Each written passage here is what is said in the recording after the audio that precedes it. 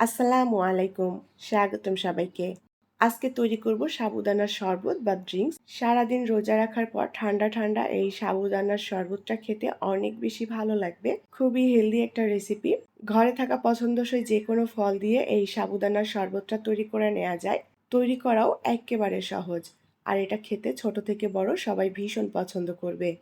আমি প্রথমে দুধটা জাল করে নেব। তার জন্য আমি এখানে ১.৫ কেজি পরিমাণ গরুর দুধ নিয়েছি। এখানে গরুর দুধের পরিবর্তে গুঁড়ো দুধ লিকুইড করেও ব্যবহার করা যাবে। দুধটাতে আমি আগেও কয়েকবার বলক তুলে নিয়েছি। আবারও কিছুক্ষণ জাল দেব। জাল দিয়ে বলকটা তুলে নেব আর কিছুটা টানিয়ে নেব। শরবত যে যতটা ঘন খেতে পছন্দ করবেন সেভাবেই দুধটা জাল করে নিতে হবে। আমি শরবতটা আজকে একটু পাতলা টাইপের করব, সেভাবেই দুধটাকে জাল করে ঘন করে নিচ্ছি। অনেকেই দুধের মধ্যে কর্নফ্লাওয়ার ব্যবহার করেন দুধটা ঘন করার জন্য। তো আজকে আমি কর্নফ্লাওয়ার ব্যবহার করব না, যেহেতু আমি শরবতটা পাতলা করব। কেউ যদি ঘন করতে চান সেক্ষেত্রে এখানে কর্নফ্লাওয়ার ব্যবহার করতে পারেন। এখন এই দুধের মধ্যে আমি স্বাদ অনুযায়ী চিনি অ্যাড করব। চিনির পরিমাণটা যে যতটা খেতে পছন্দ করবেন সেভাবে অ্যাড করতে হবে। আমি খুব বেশি মিষ্টি করব না, সেভাবেই চিনিটা দিয়ে দিলাম। চিনি দিয়ে আবারও ভালোভাবে জাল করে নেব। আমি গরুর দুধটা খুব ভালোভাবে জাল করে বেশ খানিকটা ঘন করে নিয়েছি। এখন এই দুধটা আমি নামিয়ে নিয়ে একটু ঠান্ডা করে নেব। প্যানে আবারও পরিমাণ মতো করে পানি দিয়ে আমি পানিটা বেশ ভালোভাবে ফুটিয়ে নিয়েছি। এখন এই ফুটন্ত গরম পানির মধ্যে আমি দিয়ে দেব সাবুদানা। আমি এখানে 1/4 কাপ পরিমাণ সাবুদানা নিয়েছি। যে যতটা তৈরি করবেন সাবুদানা সেভাবে নিয়ে নিতে হবে। এখন এই সাবুদানাটা আমি ভালোভাবে সেদ্ধ করে নেব।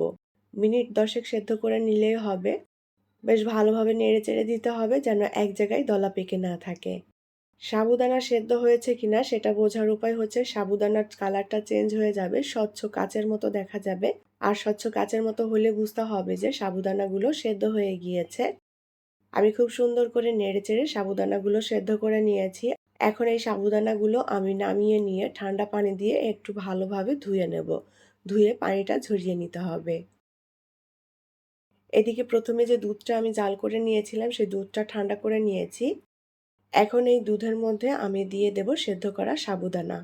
সাবুদানাগুলো ঠান্ডা পানি দিয়ে ধুয়ে ভালোভাবে পানি ঝরিয়ে নিয়েছি। সম্পূর্ণ সাবুদানা দিয়ে দিলাম। এবার দুধের সাথে সাবুদানা খুব ভালো করে মিশিয়ে নেব। সাবুদানা আমি খুব ভালো করে মিশিয়ে নিয়েছি। এখন এর মধ্যে দিয়ে দেব কুচি করা আপেল। আমি আপেলটা একটু ছোট কুচি করে কেটে নিয়েছি। এখানে একটা আপেল নিয়েছি।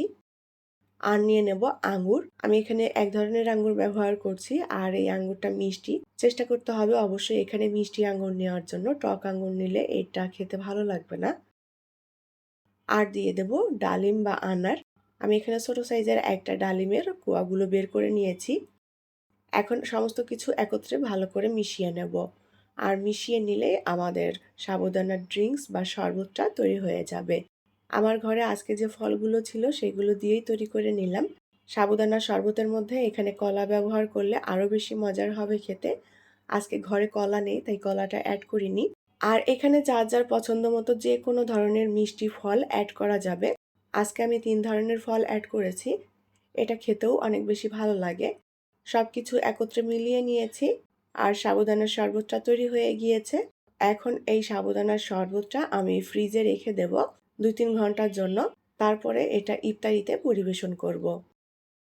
সাবুদানার ডেজার্ট ড্রিঙ্কটা ঠান্ডা ঠান্ডা খেতেই বেশি ভালো লাগে। সারাদিন রোজা রাখার পর ইফতারিতে এরকম ঠান্ডা ঠান্ডা সাবুদানার ডেজার্ট হলে শরীর মন নিমিষেই জুড়িয়ে যাবে। অনেক বেশি হেলদি এবং ইয়াম্মি একটি রেসিপি। ঘরে থাকা যে কোনো পছন্দ মতো ফল দিয়ে এই সাবুদানার শরবতটা তৈরি করে নেওয়া যায়। আশা করছি ভালো লেগেছে আজকের সাবুদানার শরবত। আমার রেসিপিগুলো যদি আপনাদের কাছে ভালো লেগে থাকে তাহলে প্লিজ লাইক, কমেন্ট এবং শেয়ার করবেন। সাথে চ্যানেলটি সাবস্ক্রাইব করার অনুরোধ রইল। পরবর্তী রেসিপি দেখার আমন্ত্রণ জানিয়ে বিদায় নিচ্ছি। আল্লাহ হাফেজ।